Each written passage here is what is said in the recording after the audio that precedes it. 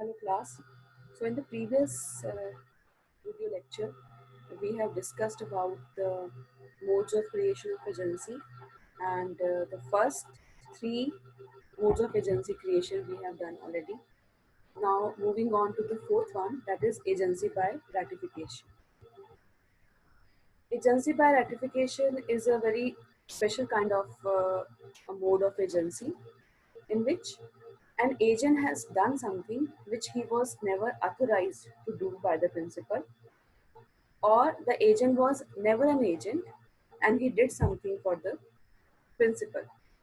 So it is now the discretion of the principal to authorize his unauthorized act or to discard it. In case the principal authorizes your act, your unauthorized act, it is called ratification. So ratification means to adopt a transaction which was done by the agent which he was not allowed to undertake. So in case the ratification is done, it means it will be presumed that the principal had authorized the agent to do the same. That is why agency by ratification is also called ex post facto. Ex post facto means the act was done earlier, the authorization of the act was done later on, but it will be presumed that the act done in past was then only authorized. That means the authorization relates back to the date of the act. Or we say that ratification is done retrospective. So we can also call it ratification done retrospectively, which is also called ratification dates back to the date of act. Now let me give you one example to understand this concept of ratification. There was a person who was the agent. He bought certain goods and the principal had never allowed him to buy those goods. But later on, the principal further sold those goods to somebody else. So this act of the principal indicates that he has authorized, he has adopted the transaction of the agent which he was not allowed to do. So that way, the ratification can be express ratification or it can be implied ratification, which means either the principal can expressly inform the agent that I have ratified your unauthorized job, or he may not tell it expressly, but he may do something which will indicate that ratification has been done. So, in the example which I just discussed here, it was an implied ratification. Further, selling the goods which were bought by the agent without your authority, that is an implied ratification. So, as explained earlier, for this question being very important, you need to add some more cases also into it. So, the first case is Williams versus North China Insurance Company, in which there was a person who was appointed the agent of A, and this person who was appointed the agent, he insured his principal's goods without his authority.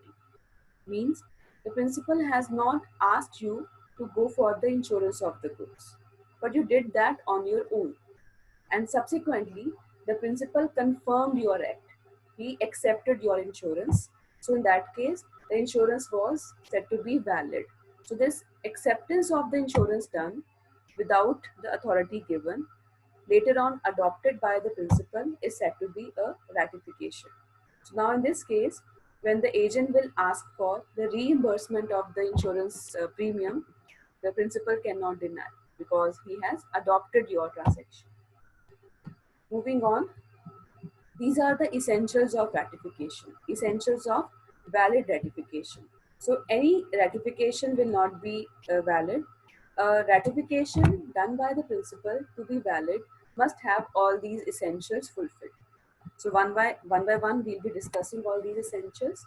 The first one is the act which was being ratified by the principal. It should have been done by the agent in the name of the principal.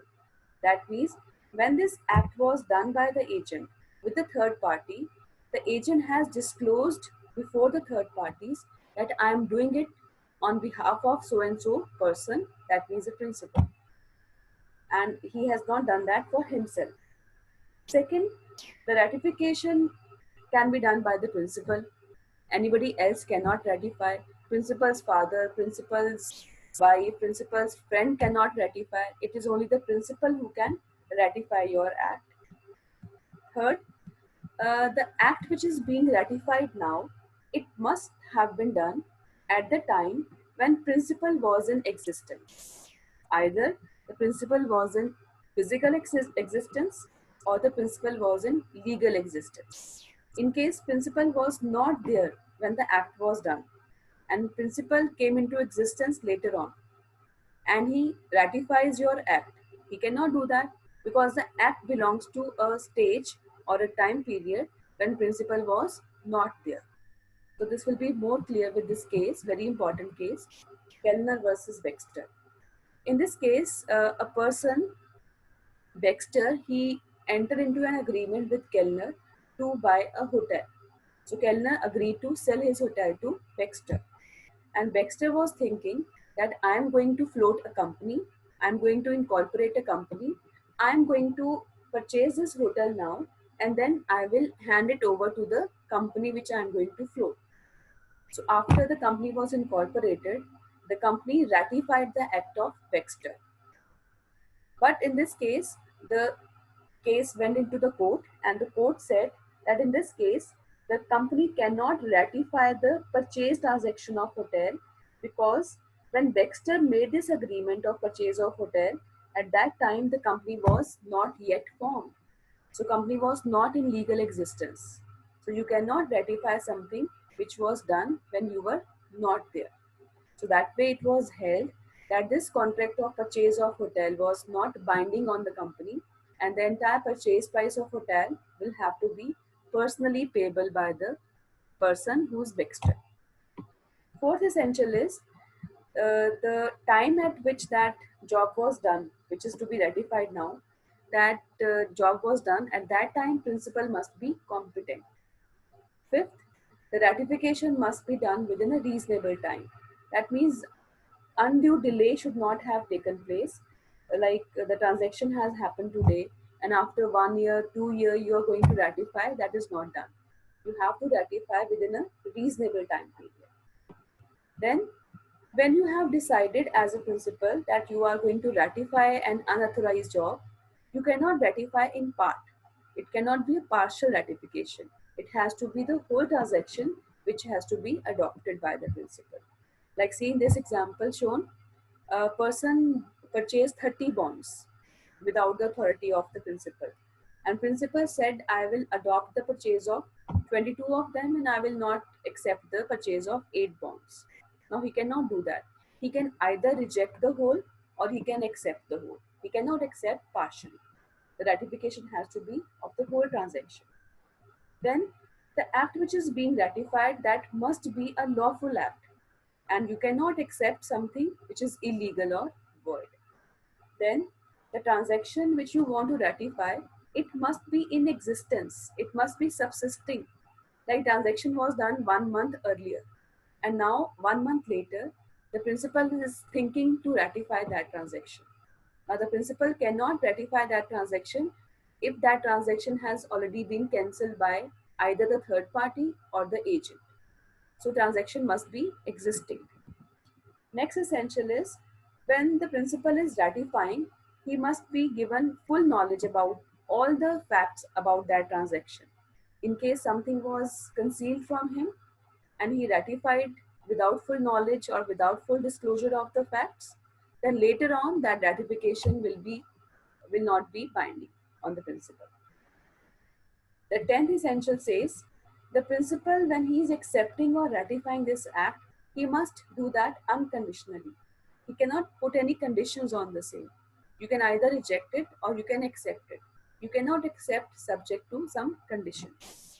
11th essential is ratification must also be communicated to the agent. Somehow he should get the information that his act has been ratified.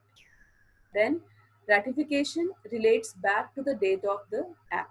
which I have explained already in that concept ex post facto, which was a Latin term. Then now the agent and principal, they among themselves, they are talking about ratification.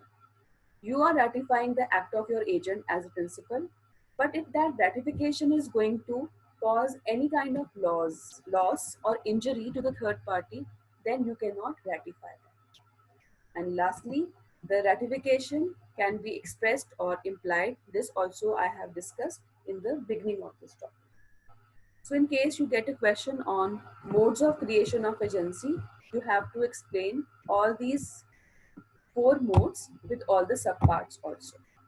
But many times this question comes along with the termination of agency also. So let us now move on with the next topic of termination of agency. Now agency contract has been made either by express agreement or by implication or by operation of law or by ratification. Now when will this agency contract terminate? So there are two ways of terminating it, either by the act of the parties or by operation of law. So I have only mentioned the headings here. For detail, you have to refer to the book. So first is the mode of termination by act of the parties. First is like the agency agreement came into being by agreement between the parties. Similarly, by agreement also the principal and the agent can terminate. So by agreement you have framed that agreement. By agreement only you can cancel that agreement as well. Second is revocation by the principal. Revocation means when principal who has given you authority to act on his behalf as an agent, if he withdraws that authority from you, if he takes his powers back from you, that is said to be revocation by the principal.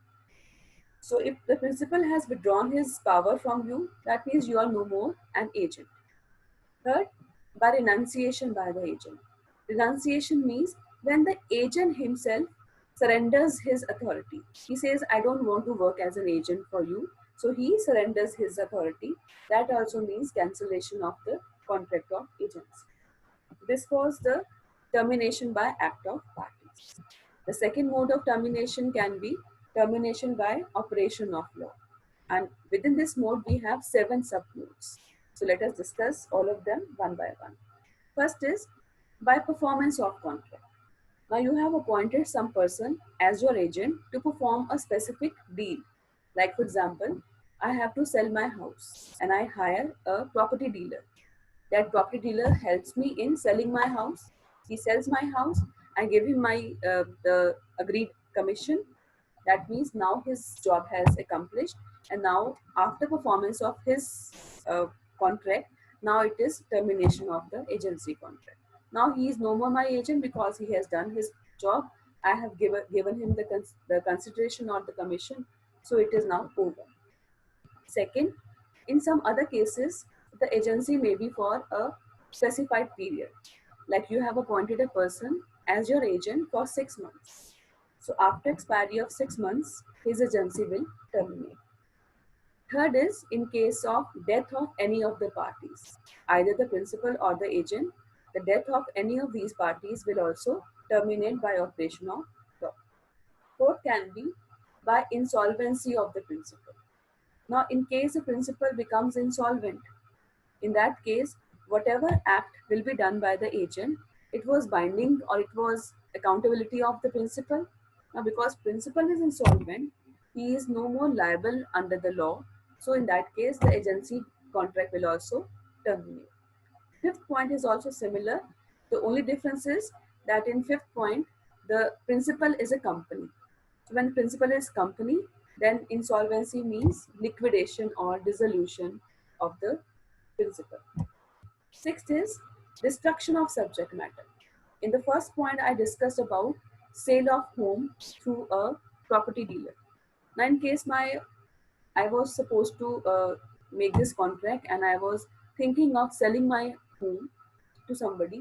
Now, in case that home has been destroyed because of fire or something else, in that case, because of destruction of subject matter, now the contract of agency cannot be executed. Now he cannot sell the house and I cannot give him any commission.